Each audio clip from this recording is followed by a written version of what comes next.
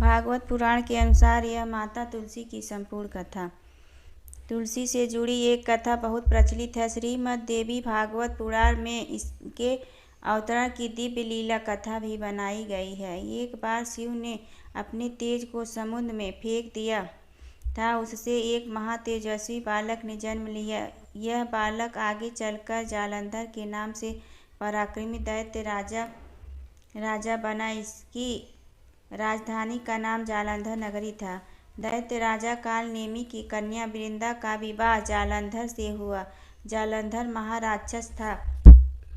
अपनी सत्ता के मद में चूर उसने माता लक्ष्मी को पाने की कामना से युद्ध किया, परंतु समुद्र से ही उत्पन्न होने के कारण माता लक्ष्मी ने उसे अपने भाई के रूप में स्वीकार किया। वहां से पराजित होकर वह देवी पार्वती को पाने की लालसा से कैलाश पर्वत पर गया। भगवान देवाधिदेव शिव का ही रूप धर कर माता पार्वती के समीप गया, परंतु मां ने अपने योग बल से उसे तुरंत पहचान लिया तथा वहां से अंतर्ध्यान हो गई।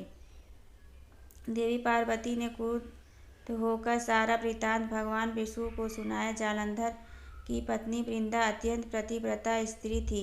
उसी के पतिव्रत धर्म की शक्ति से जालंधर न तो मारा जाता था और न ही पराजित होता था। इसलिए जालंधर का नाश करने के लिए वृंदा के पतिव्रत धर्म का भंग करना बहुत जरूरी था।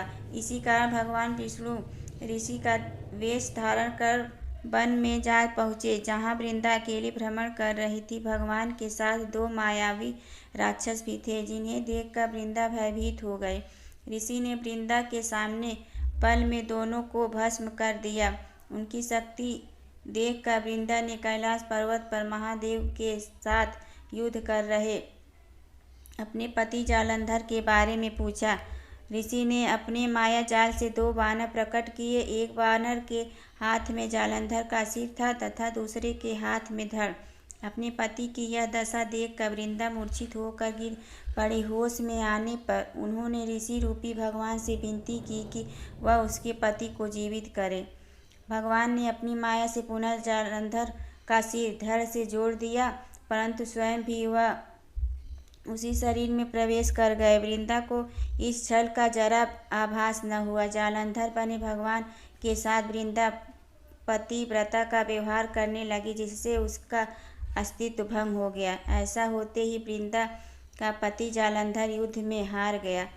इस सारी लीला का जब वृंदा को पता चला तो उसने क्रुद्ध होकर भगवान विष्णु को शिला होने का श्राप दे दिया तथा स्वयं सती हो गई। जहाँ वृंदा भस्म हुई वहाँ तुलसी का पौधा उगा। भगवान विष्णु ने वृंदा से कहा, हे वृंदा, तुम अपने अस्तित्व के कारण मुझे लक्ष्मी से भी अधिक प्रिय हो गई हो।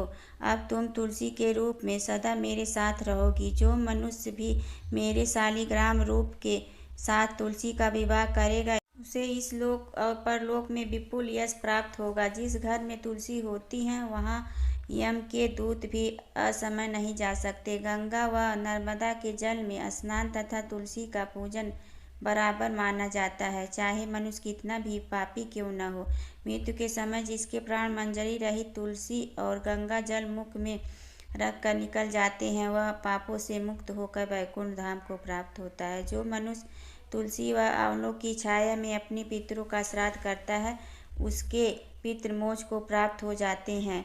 उसी दैत्य जालंधर की यह भूमि जालंधर नाम से विख्यात है। सती वृंदा का मंदिर मोहल्ला कोट किशन चंद में स्थित है। कहते हैं इस स्थान पर एक प्राचीन गुफा थी जो सीधी हरिद्वार तक जाती थी। सच्चे मन से 40 दिन तक सती वृंदा देवी के मंदिर में पूजा करने से सभी मनोरथ पूर्ण होती है। बोलो तुलसी माता की जय।